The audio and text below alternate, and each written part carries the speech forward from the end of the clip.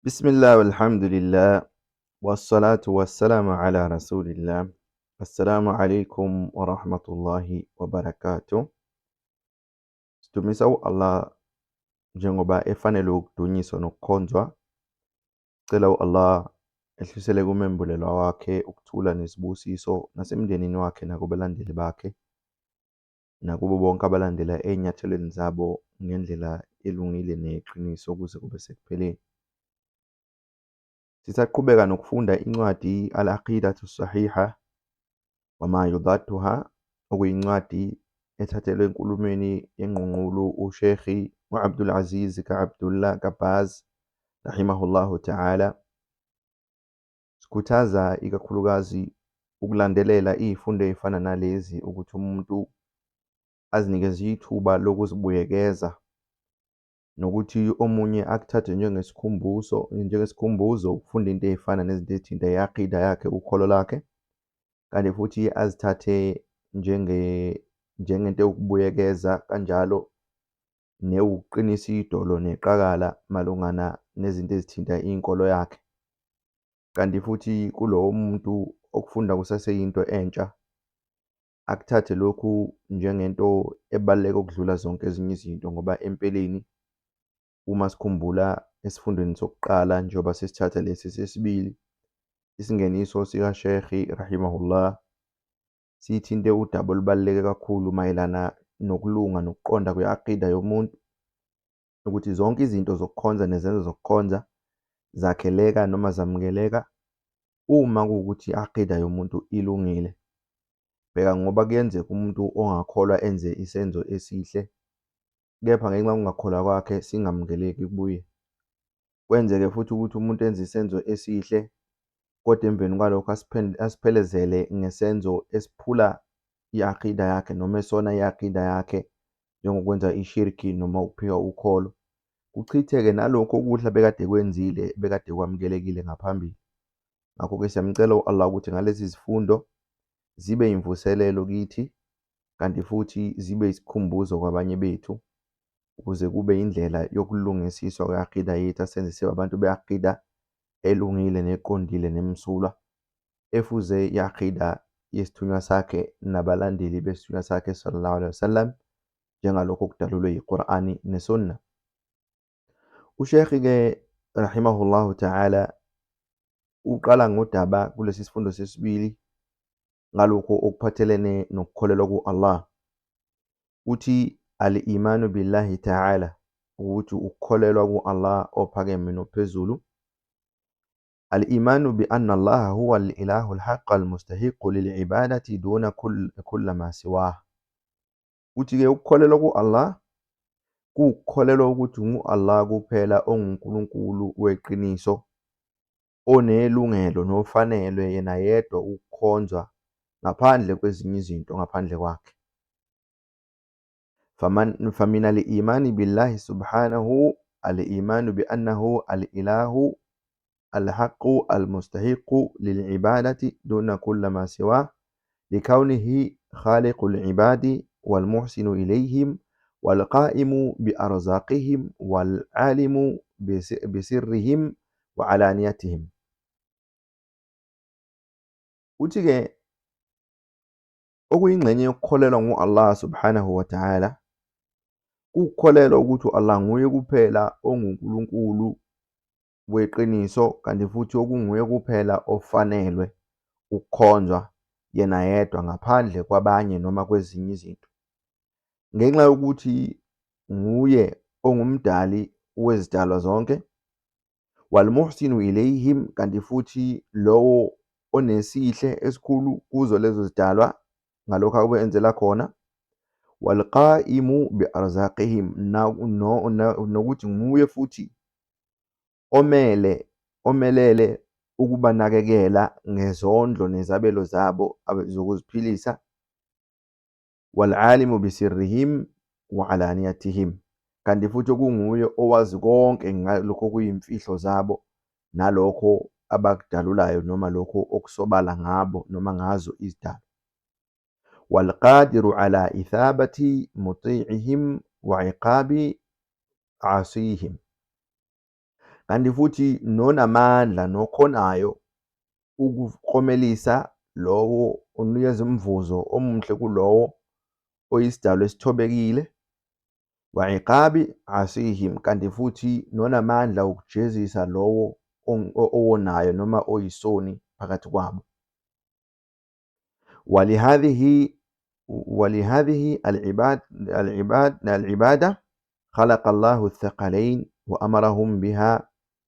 Uthi-ke kanti futhi yiso lesi kuyisona sizathu Allah adale lezi zizwe zombili, okuyisizwe samajini nesizwe sabantu, kanti futhi ubayale ngakho lokho, ukuba ngokuthi ubayale ukuthi abamkhonze yena yedwa. Kama qala ta'ala, uthi-ke uSheikh njengokusho kwakhe ophakeme, wama khalaqtul jinna wal insa illa liya'budun. Kuleli aya Allah uthi futhi angiwadalanga amajini, imimoya kanye nabantu ngaphandle kokuthi bengikhonze mina ngedwa. Aphinde Allah athi ma uridu minhum min rizqin wa ma uridu an yut'imun. Kanti futhi angifune lutho kubo olungaba yisondlo, kanti angifune lutho futhi okuwukudla abanganginika khona. Inna Allaha huwa ar-razzaqu dhul quwwati al-matin. Uthi-ke Allah impela Allah kunguye ongumondli kanti futhi onamandla kakhulu. Lokhu-ke kuveza khona ukuthi Allah akadinge lutho kithi, akukho esingamenzela khona Allah ngoba akaswele lutho. Phela into asidalele yona yikho lokho kumkhonza, njengoba-ke uSheikh rahimahullahu ta'ala esebenzisa lamavesi noma lama aya efakazela lokho. Uphinde uSheikh athi waqala subhana, ukuthi uphinde athi Allah, ya ayuhan nasu ubudu rabbakum alladhi khalaqakum walladhina min qablikum la'allakum tattaqun. Uthi Allah, abantu khonzani inkosi yenu leyo enidalile kanye nalabo abangaphambilini kwenu, ukuze nibe yilaba abanokumesaba ngokweqiniso Allah nokumthobela. Athi Allah, alladhi ja'ala lakumul arda firashan was samaa binaa wa anzala minas samaa'i maa'an fa akhraja bihi minath thamarati rizqan lakum fala taj'alu lillahi andadan wa antum ta'lamun. Allah uqhubeka ngokuthi uyinkosi yethu le enenzele, uthi-ke le enenzele umhlaba wendlaleka walithafa, was-samaa binaa, wanenzela futhi nesibhakabhaka saluphahla phezu kwenu, wa anzala minas samaa'i ma'a, waphinde futhi wanehlisela amanzi vela phezulu ukuthi evele emafini, fa akhraja bihi minath thamarati rizqan lakum, kanti ngalawo manzi ubese enikhiphela izithelo ziyisondlo senu. Fala taj'alu lillahi andada wa antum ta'lamun. Ngakho-ke ningamenzeli Allah izimbangi nabalingani ekubeni nazi noma nibe nazi. Uthi uSheikh waqad arsala Allahu ar-rusula wa anzala al-kutuba li bayani hadha al-haqqi wad-da'wati ilayhi. Uthi futhi Allah wathumela izithunywa, kanjalo wehlisa izincwadi ukuze lezo zincwadi nalezo zithunywa zicacise leli qiniso nokuthi kubizelwe kulo. Wat-tahdhiru mimma yudaduhu kama qala subhanahu wa ta'ala, kanye nokuxwayisa ngalokho okuphikisana nalo leli qiniso, njengokusho kwakhe Allah ophakeme nokhazimusiwe mangabethi walaqad ba'athna fi kulli ummatin rasulan an i'budu Allaha wajtanibu at-taghut. Uthi Allah, kanti futhi sathumela kuzo zonke izizwe isithunywa sithi khonzani Allah, niqhele kuma-taghut, konkulunkulu bamanga. Waqala ta'ala, uphinde athi futhi Allah uphakeme, wama arsalna min qablika min rasulin illa nuhi ilayhi annahu la ilaha illa ana fa'budun. Uphinde Allah uthi futhi asikaze sathumela ngaphambilini kwakho isithunywa ngaphandle kokuthi simembulele ukuthi akekho impela, akekho ofanele ukukhonzwa ngeqiniso ngaphandle kwami, ngakho-ke ngikhonzeni ngedwa. Allah uphinde athi, kitabun uhkimat ayatuhu thumma fussilat min ladun hakimin khabir.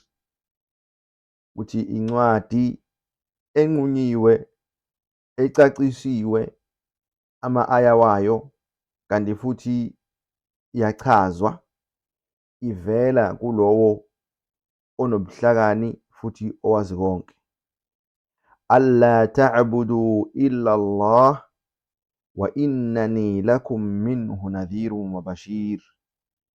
Okuwukuthi kuleyo ncwadi idalula nokuthi ningakhonzi lutho ngaphandle kuka Allah, futhi impela mina mayelana nalokho ngiyanixwayisa futhi nginithulela nezilokotho ezinhle. Okuwukuthi kuxwayiswa labo abakhonza ezinye izinto esikhundleni sika Allah, kanti kuthulwa izilokotho ezinhle kulabo abamkhonza u-Allah yedwa bengamubhanqi nalutho.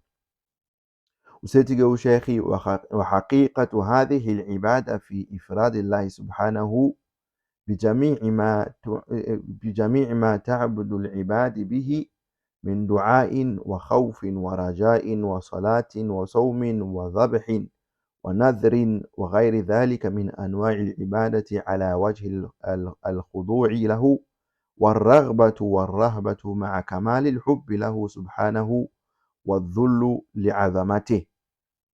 Usethi-ke kanti-ke ukufezeka neqiniso laloku kukhonza kusekutheni u-Allah lezo zenzo zenziwe zibhekiswe kuye yedwa, ukumkhetha u-Allah, ukummisa yedwa ngokukhethekile u-Allah subhanahu wa ta'ala, ekubhekiseni zonke izenzo lesi isikhonzi esizenzayo sikhonza u-Allah inkosi yaso, kungaba yidua, ukukhuleka, wa khawf, ukwesaba, wa raja, ukulangazelela nokuthembela, wa sala, nomthandazo, iswala, wa sawm, ukuzila, wa dhabhin, imhlatshelo, wa nadhrin, izibopho noma izifungo, wa ghayru dhalika min anwa'i al-ibada, nazo zonke ezinye izinhlobo zezenzo zokukhonza. Uthi-ke uSheikh, ala wajhi al-khudu'i lahu, kanti zenziwa futhi lezi zenzo ngendlela yokuzithoba nokuzehlisa phambi kuka-Allah, waraghba, nokulangazelela, ukulangazelela konke okuhle u-Allah akuthembise labo abenza izenzo ezinhle nabamkhonza, bemsule kumkhonzeni, bemkhonza yena yedwa.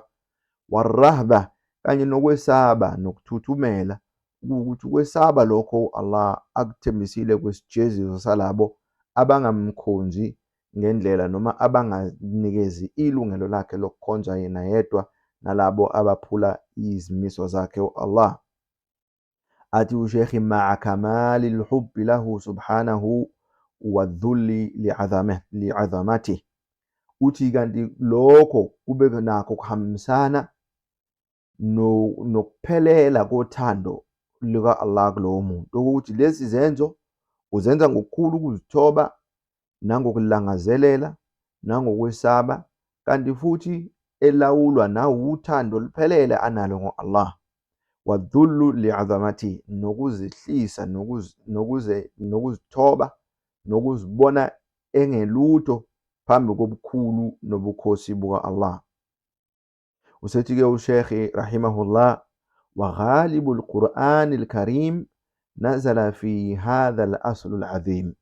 Uthi kanti futhi ingxenye enkulu ye-Qur'an ehloniphekile, nazala fi hadha al-asl al-azim, yambula noma yehliswa iphathelene okukuyo, okuqukethwe yiyo, okwembulwayo noma okwehliswa kwayo i-Qur'an, wakuphathelene noma kumayelana nalesi sisekelo nalensika enkulu kangaka. Kaqawlihi subhanahu, uthi njengamazwi ka-Allah okhazimulisiwe nophakeme, fa'budillaha mukhlisan lahu ddin ala lillahi ddinul khalis. Wallah uthi ngakho-ke khonza u-Allah ube msulwa ekumkhonzeni ezenzweni zokumkhonza. Ala lillahi ddinul khalis, impela kungokuka Allah kuphela izenzo ukukhonzwa okumsulwa nekwenziwa kwezenzo ezimsulwa.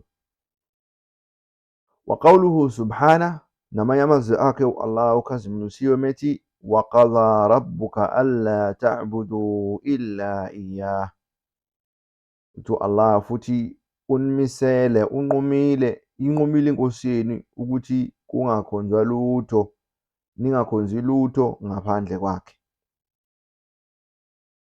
Wa qawluhu azza wa jalla, namazwi akhe Allah methi fad'u Allaha mukhlisina lahu ddina walau kariha al-kafirun. Uthi Allah futhi bizani u-Allah, khulekani ku-Allah, nibe msulwa kuye ekwenzeni izenzo zokukhonza, walau kariha al-kafirun, noma ngabe laba abaphika ukholo bekuzonda lokho. Kanti uthatha nombiko ihadithi uSheikh rahimahullah mayelana nalo lolu daba futhi elithula njengobufakazi lapho khona ethi wa fi sahihaini an Mu'adh radhiyallahu anhu anna an-nabiy sallallahu alayhi wa sallam qala haqqullah ala al-ibadi an ya'buduhu wa la yushriku bihi shay'a. Haqqullahi ala al-ibadi an ya'buduhu wa la yushriku bihi shay'a.